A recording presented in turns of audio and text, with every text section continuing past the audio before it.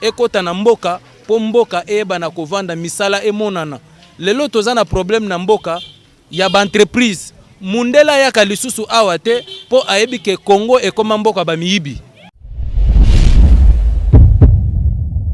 Donc à part wana accord moko te ezali wana au président a signé na Kamere po Kamere comme président ezali te to une année après ya comme na pouvoir ezali te biso pe IDPS to ko kondima ngoti. Pour la libération Vital Kamere, dossier na ezali vide depuis dossier moko politique. Na kolobango lisusu que Vital Kamere aza koba ité pour na ko essayer état de droit na Vital Kamere. Bakeno président Ibi Mboka à ce moment-là bake babengisi mokonza mboka bazui dossier bake nango na cour d'appel. Cour d'appel azui yango atinda yango na cour constitutionnelle et pas Benoît Luamba. Benoît Luamba tango omona ke mutu oyo azali asali outrage contre mboka batindi na parlement. Maintenant na parlement ne mutu balinga ki basala sikoyo destitution pe balongola ye batinda na prison Makala. Ezali haute trahison te.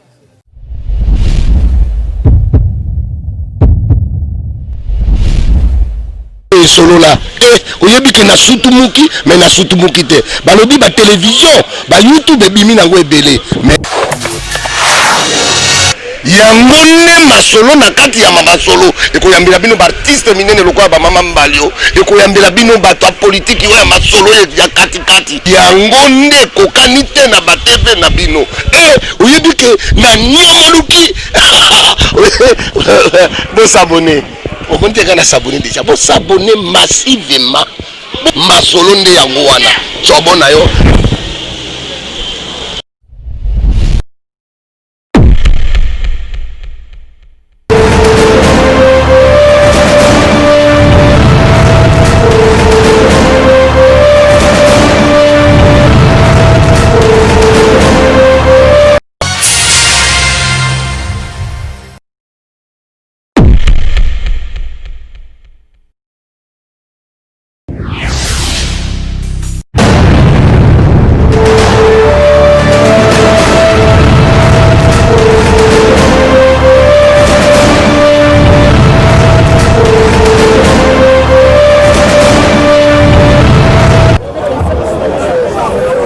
Na balandi nyonso ya Arc 25 TV bongo pe na solo to sepeli to pesi nzambe merci na ndenge asali ete to kuta na lesusu na mokolo ya lelo bongo bandeko ya magazine masolo na biso boyebi rendez-vous na biso ezalaka ntango nyonso bosala malamu ndenge bosila kopona magazine masolo na biso ezali magazine oyo esalaka ete topesa bino ba information topé ba actualité politique topé socio-culturelle ya solo topé si mbote na balandi nyonso na bisika nyonso bozolanda biso na mikili ya sanité topé sabino mbote ya solo bana mboka ndenge bozomona kaka awa tosilaki penza kokita na mabele bongo ya mwana mboka Vital Kamere honorable Durkab ya président de la République ya solo toye pona kotalisa bino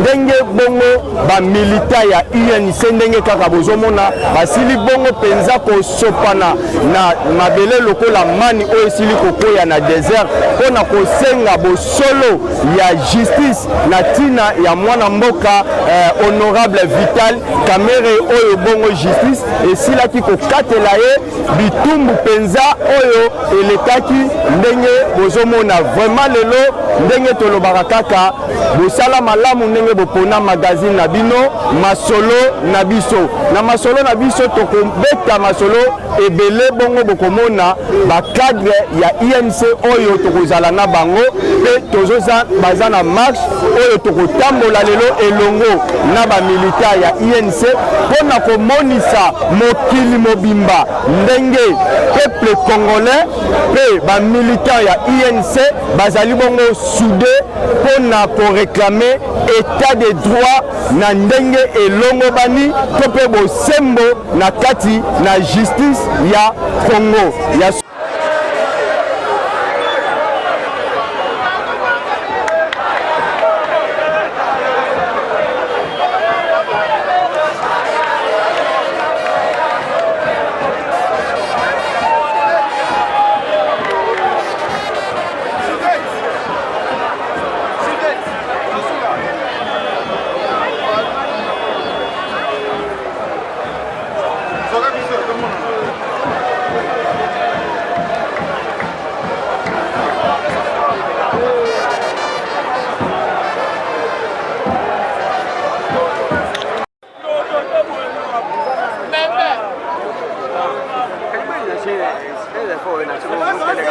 balo ba caméra ibe combien et l'autre c'est la balo ba wana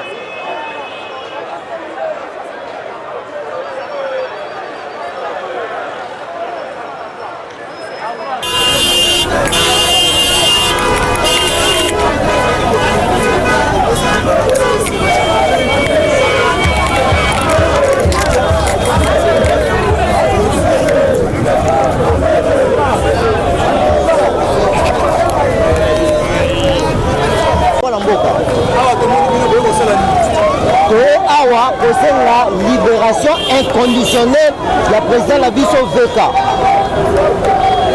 po tolandi procès ebandeli ti suka tomoni eloko moko te biso toza bato ya koloba mingimingi te na procès pénal eza pièce contre pièce yango oyo bolakisa pièce quand est-ce que Vital Kamerhe adétournaki combien il a volé yango toye tozozela ba démontre biso soki na maloba tokolanda yango te ti bakobimisela biso veka wana nde tosepeli soki te tokobima na balabala mikolo nyonso mpe bakosentir que Vital Kamerhe aza makasi. Oui, monsieur les journalistes. Bon, marche oyo tine bomoni ba militaire ya l'UNC to se mobiliser mpona kosenga liberté ya président Vital Kamerhe.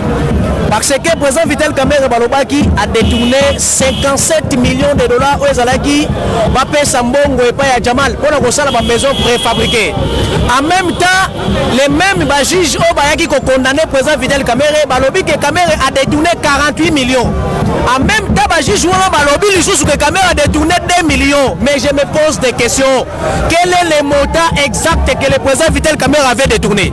Tantôt 57 millions, tantôt 48 millions, tantôt 2 millions. Le montant exact est où? Yango to sengi boye. Président Tshisekedi alobaki état de droit il faut appliquer la carte mboka na biso. Oui, nous acceptons que l'état de droit soit appliqué. Est-ce que l'état de droit est appliqué pour la président Vital Kamerhe? Non, tolingi que l'état de droit est appliqué la batu nyonso parce que ba minyibi o ba yibaki mbongo ya 100 jours. Ba libanda. Botala ba so de mouton. Est-ce que ba prometaki biso ko inaugurer le 30 juin? Tomoni ata so de mouton moko eza inaugurer le 30 juin? Never. Maintenant, ba maison oyo Jamal a salaki. OK, Nathan Church, ba maison ezali. Est-ce que soki patron abimisi mbongo na ingénieur mbongo wana ezala sous ya patron? Jamais. Ngala za technicien. Mbongo wana ezala sous ya patron te. Mbongo wana ekomi directement ya ingénieur. Patron epa na ye il faut azela exécution ya musala oyo ingénieur ayebisaki ye akosala. Jamal a eu 57 millions de dollars. On a reçu 3000 maisons préfabriquées. Au Zalaki, projet il y a 100 jours, il y a état d'urgence. Au président de la République à Lobaki. Oui, à reconnaître. Maintenant, place Nini Oyo, Bamonaki, président Vital Kamerhe, même si par la transaction il y a un bon salamaki na compte, il y a présent Wapi. Au condamné innocent, d'être aussi une liberté inconditionnelle. Pas faire quitter président Vital. Liberté inconditionnelle, tolingi pe topesa ndeko mususu oyo aza awa balandi ndenge bozomona kaka awa masolo ndenge bozolanda eza penza ya kosenga liberté inconditionnelle. Topase micro epa ndeko mosusu ndeko mbote ndeko tomoni bino awa penza bato ebele biti ya marche to objectif nango eza penzani. En tout cas biti ya marche oyo ya lelo tozosenga balibere président na biso Vital Kamerhe po biso bamambre na ye bana na ye toza na kanda makasi komona jalousie ya boye komona haine ya boye acharnement politique ya marke ya boye nanu tovivra yango te. En tout cas toza na kanda na pasi ya motema komona le pacificateur na biso ndenge bazocrouer sur la croix ezosala biso pasi biso bamambre ya parti na ye. En tout cas biso basoldat na ye tokitaki na mabele mpo tolakisaki toza nsima na ye mpe fo batika ye mbala moko ndenge tozosenga boye. Merci beaucoup.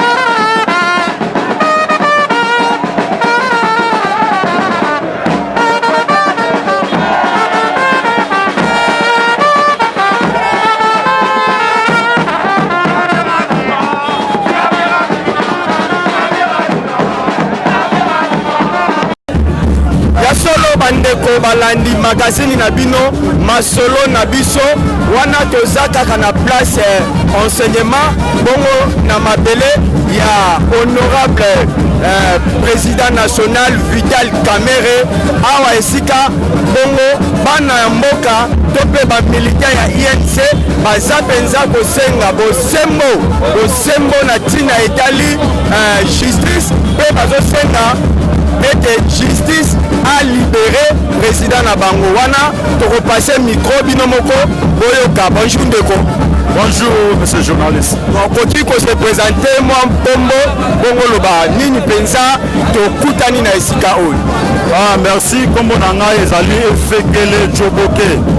Donc na kati ya parti nazali numéro 1 ya sécurité ya parti intendant RDC Mobile.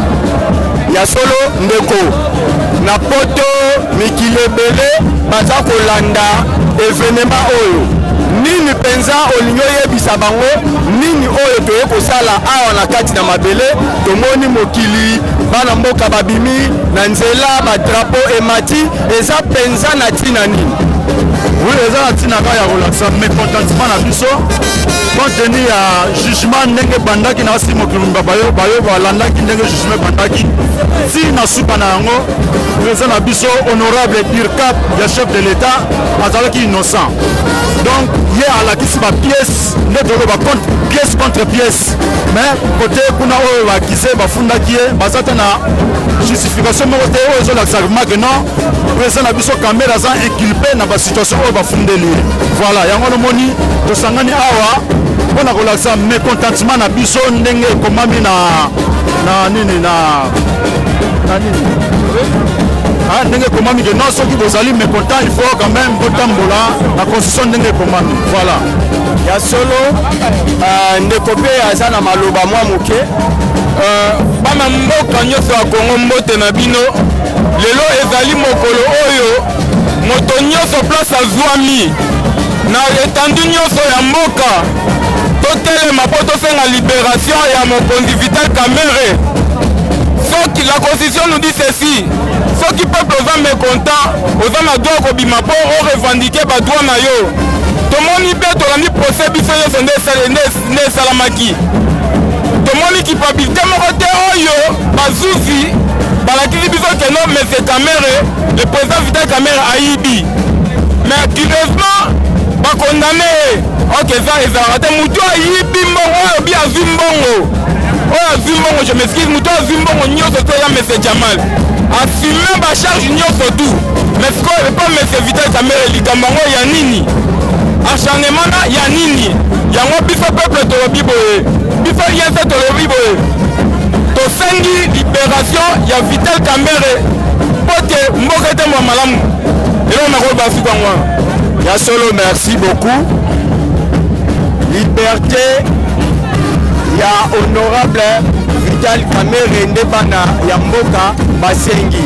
Merci toza kaka na kati ya événement bozoyoka mbunde ezobeta fanfare ezobeta toyebi te ndeko esengo oyo INC elakisi lelo eske ezopesa assurance moko epai ya bamilitant to eza kaka mpona kolakisa batu eza na eloko nini mpenza parceke tozomona esengo oyo boza nango lelo? D'abord tolakisa na face du monde bayebaka Kamerhe aza soutenu pas seulement na parti na même l'association ya société civile baza kosoutenir Kamerhe. Esengo oyo toza yango lelo donc eza esengo en même temps na mawa par rapport ya ndenge justice na biso etambola eza mawa. Pourquoi justice na biso elobeli droit te par rapport ya dossier oyo eza esengo mpona nini po Vital Kamerhe place azali le président Vital Kamerhe ayebake aza soutenir na bana nyonso ya mboka Congo eza kaka Kinshasa te eza partout lelo na Congo événement oyo eza ke non mwana mboka Vital Kamerhe aza nde libanda yango moi mutu nyonso aza esengo po te alakisa ke non soutenu par président Vital Kamerhe. Merci. Ok. Et puis chose grave, jusqu'à preuve du contraire, jusqu'à présent où nous parlons, azali Birkap ya chef de l'État. Mais azosenga liberté provisoire s'il vous plaît. un directeur ya chef de l'état azosenga liberté provisoire jusqu'à preuve du contraire bazolinga bapesa yango te eloko ezokamwisa biso yango wana alors ye moko alobaki ke non peuple congolais bofungola miso ezali ye te azali visé mais ezali mokonzi ya mboka. Maxi elo na nga aloba so ya solo. Merci beaucoup.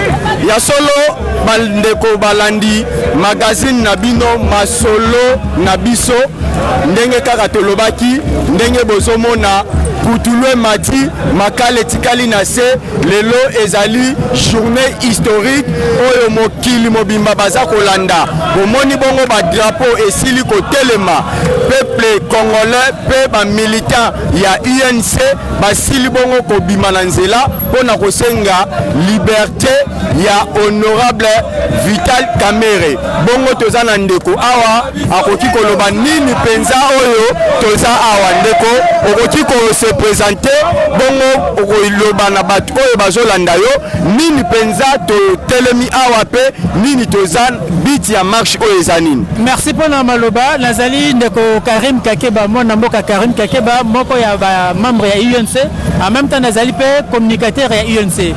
Lelo tozali na marche na biso ezali pacifique pona kosenga libération honorable Vital Kamerhe ndenge botai koloba na introduction ya émission na yo tolana biso nyonso procès Kamerhe toyoka comprendre que Vital Kamerhe azali victime ya expiatoire mais tokosenga pe tokoloba boye Vital Kamerhe azali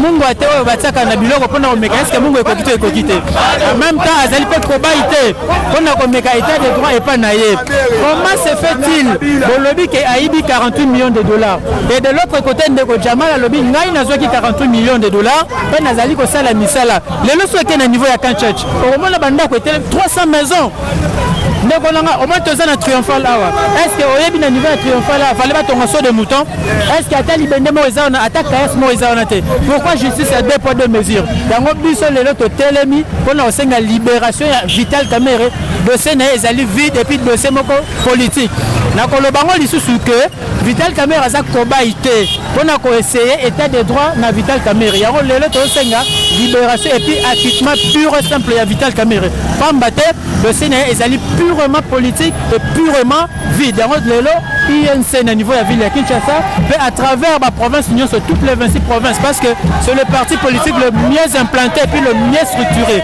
to sangani lelo comme un seul homme on a osenga libération ya Vital Kamerhe awa to kita tina niveau ya prison centrale ya Makala côté oyo wapi azosamba sur lelo na niveau ya cour d'appel donc to osenga kaka libération ya Vital Kamerhe dossier moko purement politique et purement vide. Merci beaucoup. Wana ndenge kaka bozoyoka bandeko wa INC baza bongo koloba procès Kamerhe eza procès moko purement politique eza procès pénalité yango bazali bongo kosenga penza bosembo na tina etali justice bongo état de droit ya solo penza esengeli kosala ndenge bozali komona badrapeau emati bana mboka bazali bongo kotambola mpona kosenga acquittement ya président national ya UNC bongo honorable mwana mboka Vital Kamerhe ndeko Kakim Kakeba azali bongo communicateur ya INC wana bozali komona ndeko itinéraire eza ndenge nini deux ans toza na niveau ya triomphal toza ke tina na molar tokozwa nzela ya 24 heures même tina niveau ya prison centrale ya Makala parce que na ota kolobango lelo ezali reprise ya procès na niveau ya appel to ezosalema tout à l'heure na prison centrale ya Makala yango biso tozokende mpona kotémoigner d'abord soutien na biso epa na ye président national na biso et en même temps mpe kosenga acquittement na ye parce que procès neza procès moko purement politique ça n'a rien à voir avec le pénal comment mutu ayibi mbongo me bokoka te kolakisa bapreuve ya détournement alors que nous sommes en pénal et ça droit pénal et oyebi na droit pénal badoute ezala profitable na accusé tomoni na procès du début jusqu'à la fin na ministre na oyebi même niveau même cour d'appel bazoyeba te montant exact oyo eza détourné basengaki na na TG ya Gombe et koka kosala batindela bango montant exact. Donc eza ba doute ils ont profité na accusé. Donc Vital Kamerhe n'a rien à voir dans tous ces cas-là. Aza directeur ya cabinet chef de l'État, tozo senga kaka libération na ba libéré et puis alanda ba makambo susu qui ça n'a rien à voir na o bazo ko landela wana. Merci beaucoup. Tozo continuer kaka marche na biso, tozo kaka kotambola na bandeko na biso ba militant ya UNC ndenge bozomona ba mama o penza na koti na kati ya ba mama balobi vraiment botika mwana na bango liberté. Mama toyebi te tomoni bino penza bo s'organiser lelo bondimi botambola eza na tina nini? Merci beaucoup. Biso ba mama ya interfédéral ya ville ya Kinshasa.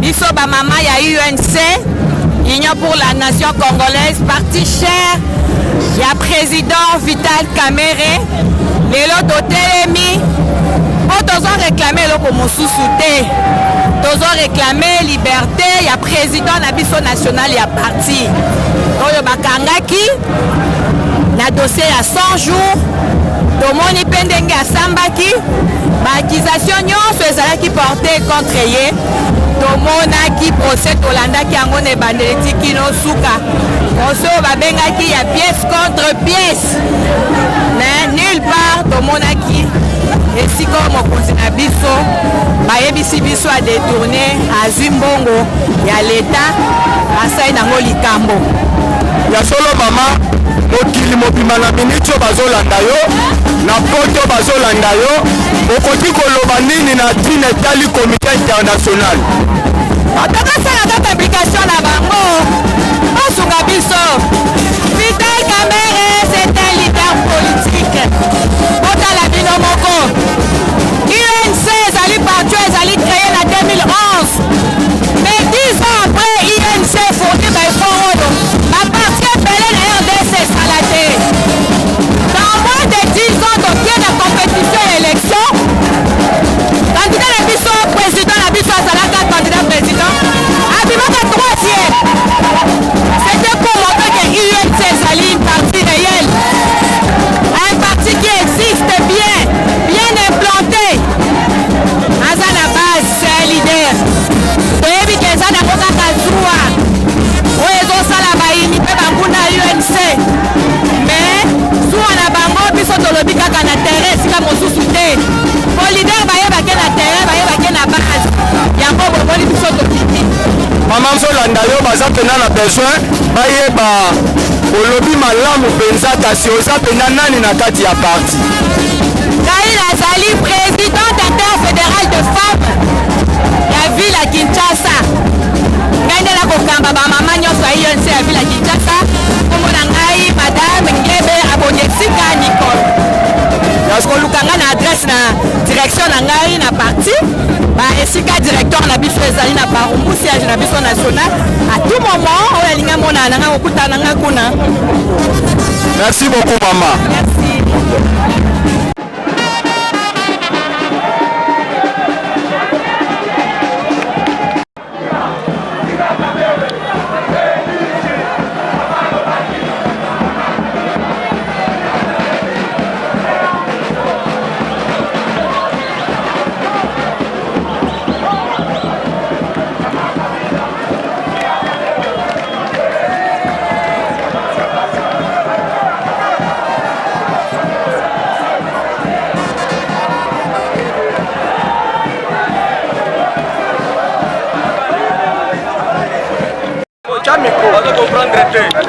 Oui, oui.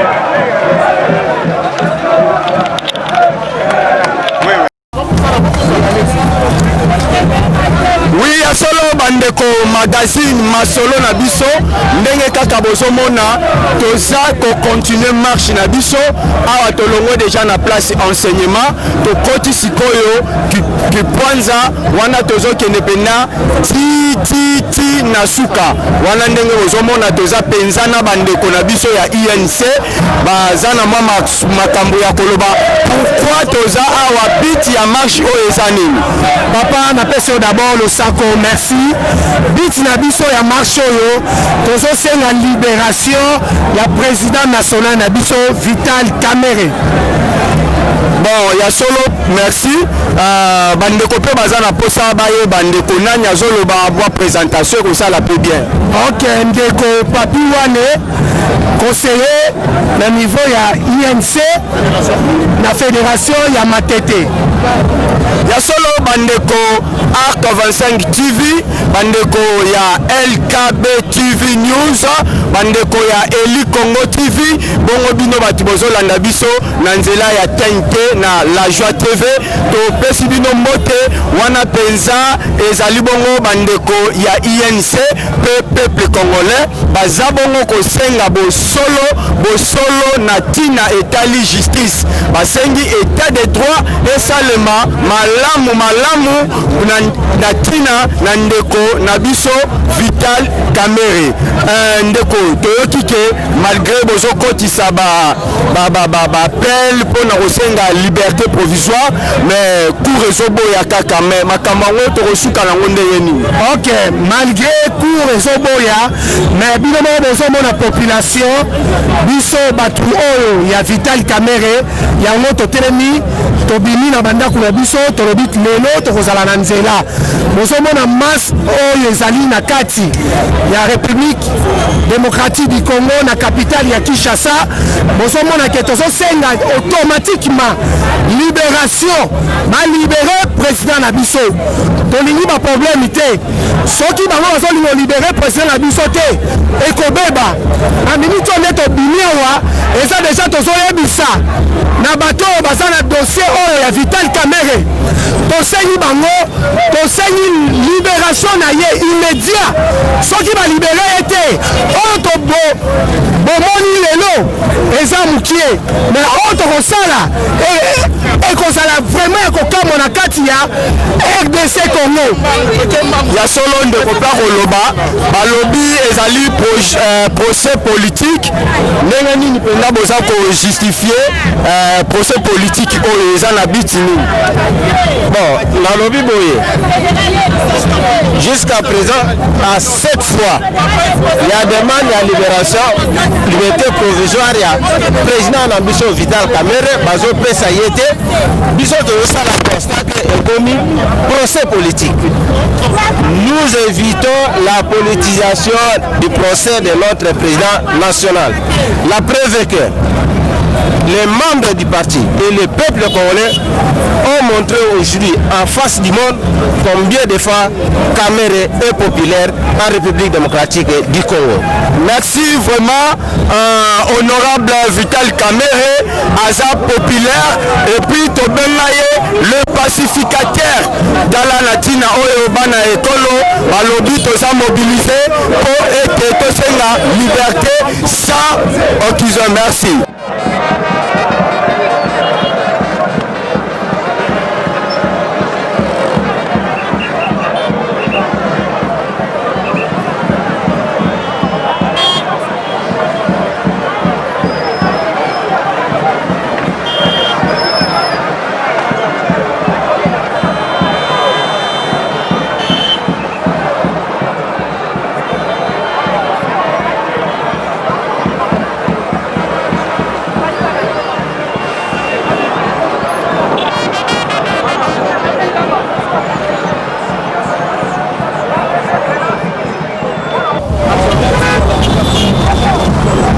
solo bandeko balandi ndenge kaka bozomona baimage awa sikoyo tokomi bongo na rond-point mola na esika tozomona mpenza place baimboka bana ya INC pe bamilitaire ya INC peuple congolais nyonso tu na ndenge totambolaki tokomi na esika oyo donc mpona kopesa mbote pe kopesa merci na la police oyo azwi mpenza encadre marche na lolenge ebongi tozwi incident moko te mpe eloko moko ebukani te marche esalami ndenge bomoni vers le bien na encadrement toujours ya la police nationale congolaise ya solo toza toujours kocontinue na événement balandi nyonso ya magazine masolo na biso topesi bino mbote na bisika bozali bongo tozokende kotala ezalaki ifale tokoma kino na esika ya prison Makala kasi tosuki awa ndenge bozomona la police asili kotia bongo barrière tosuki na rond-point Molar tozokontinue ntango nyonso reportage na biso na kamera ya Papa Eli.